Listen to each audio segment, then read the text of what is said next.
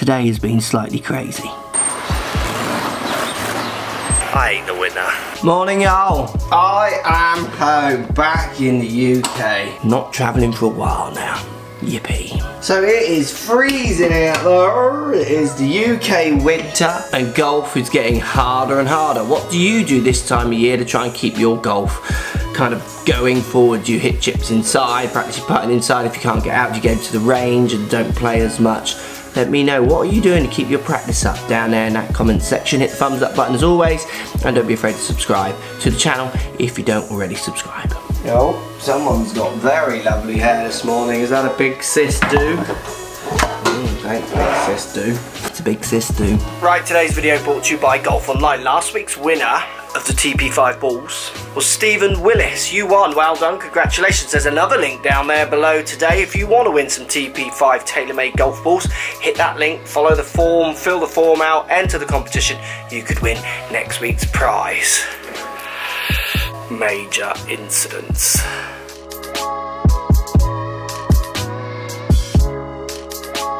Right, today's swing. Look, if you look at this swing order, where do you think he's aiming? Let's pretend the flag, so where he wants it to end is there. Where does he look like he's pointing? Left or right of that?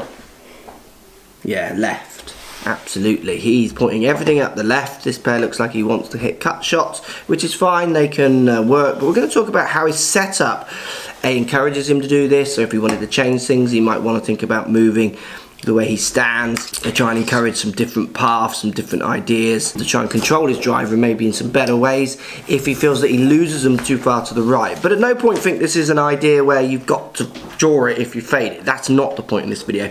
It's more often some ideas around some different shapes if you want to improve, if you're losing it too far to the right, or if you just want a different shot in the armoury. Right, I am totally out and about today, loads of things to do. First stop, I think I need to go and look at a Gretsch guitar. So let's look at posture first. This player looks like they want to stand quite up in their spine angle, so not leaning forwards very much, so not particularly wanting to lean forwards, more upright.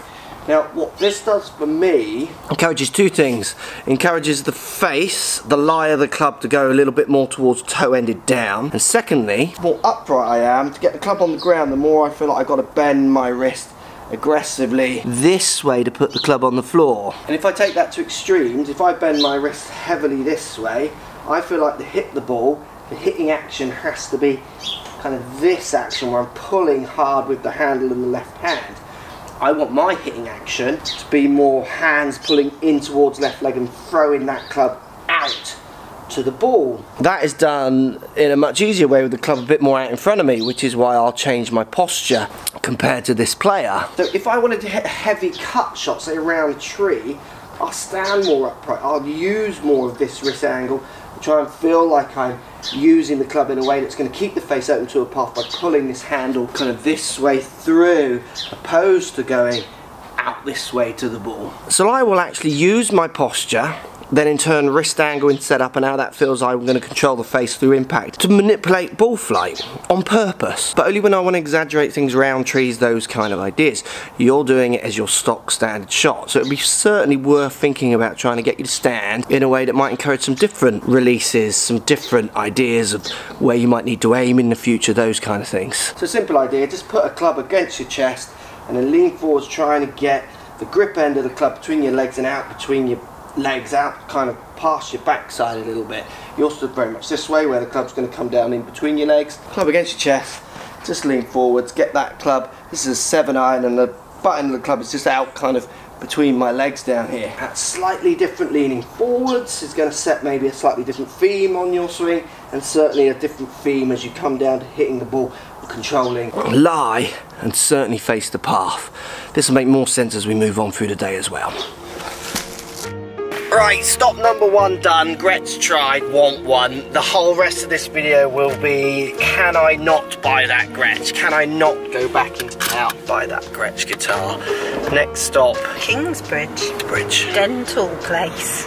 Dental place. Dental place. Kingsbridge Dental Lab. Oh. So when it comes to upright posture, the next point to think about is your hold and how it makes it very hard for you to use the face in a different way, maybe in a less opened pathway when you stand with that posture so upright. The more upright I stand, like I said in the first part, the more I have to put my hand at this angle to get it on the club, and the more I do that, the harder it is to try and get it through the correct part of my palm to give me some kind of good club face control. So we tend to see people pushing the club up through the middle of their palm when they stand very upright. Again, this leads to this kind of hitting action where the handle wants to pull the club through, is the feeling, which is often leaving a face open to the path. So the posture then leads to the grip, or the other way round. It can be, you can come at it from both angles. It's very intertwined, which are both encouraging a face to be open to a path. So then that leads on to why Orla could see this player wants to aim up the left, because everything they're doing is built towards hitting target. And if you aim up the left and stand upright and have the hand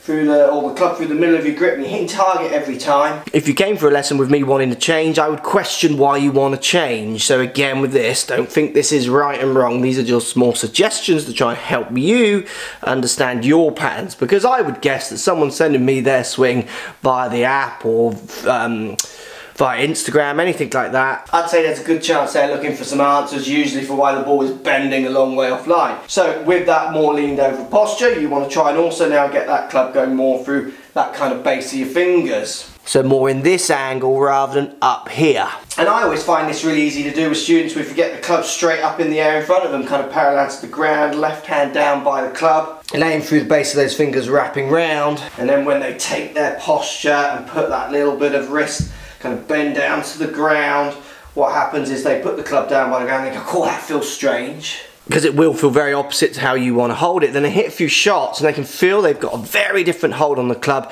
and a very different hold on the face control, and they're like excited to hit more. They like want to hit more. They can see, just instantly they can see how this can really change everything they do, from wedges to drivers to irons, in shot shaping and shot control. Grip posture's often so kind of interlocked, working against and with each other. They've got to be kind of on the same song sheet if we're going to push in the right direction. Right, we're at Kingsbridge and Shona is having her tooth thing done. This is all very odd. That was a road that we just drove along. Definitely was a road.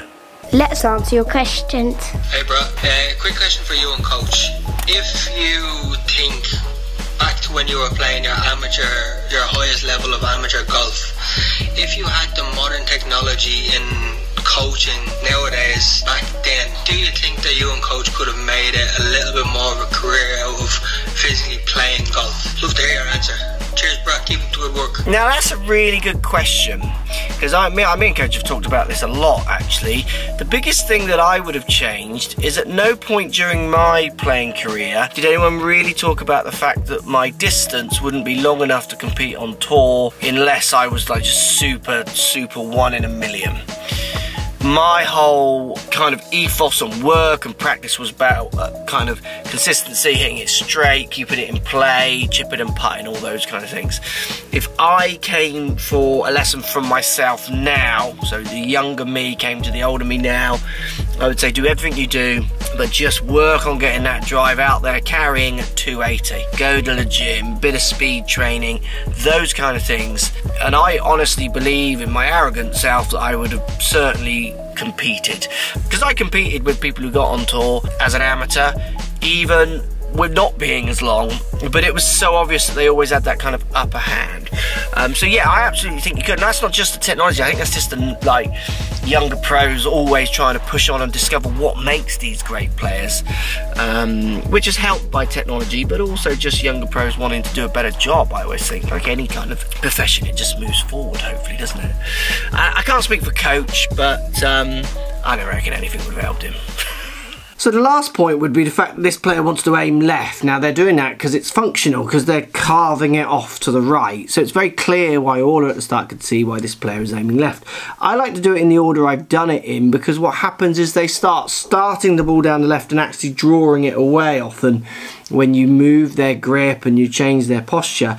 So it makes sense for them then to self-discover to aim at the target, or even to aim to the right. Actually, like, it empowers them to be able to aim in a different position because they're hitting a completely different shape, or certainly a straighter shape, less curved shape. So they then start to adjust their aim, because if you think of their aim as is, it's there to make them functional. So if the carving goes away, the curving goes away, and maybe even a drawing shape came into play, you would hope they would equally discover that now it would make more sense to aim not up the left. Lots of people attack that aim first. That's where lots of people get it wrong, because if you keep all the other fundamentals you've got in there aiming straight, the ball will probably start right and carve to the right. So it kind of makes you want to do that, the last thing you want to do. It kind of switches you straight off, thinking that is ever a good idea. If that makes sense. Right, what a crazy busy day. That has not been unpacked. That did get bought. Time to go swimming with the girls. See you later, Gretchy. See you when I get home. Miss you. Remember, links down below, and I'm going to pick swings off Instagram this week, so make sure you follow me on Instagram at Crossfield Mark. Post your swings, just message me and Mark, pull them down, and maybe you'll get selected in this week's daily vlogs. Swings coming off my Instagram at Crossfield Mark. Go over there, give us a follow, and send us your swing. Let's go swimming. Remember, TP5s, thanks for golfonline.co.uk, link down below. Go and enter, win some golf balls.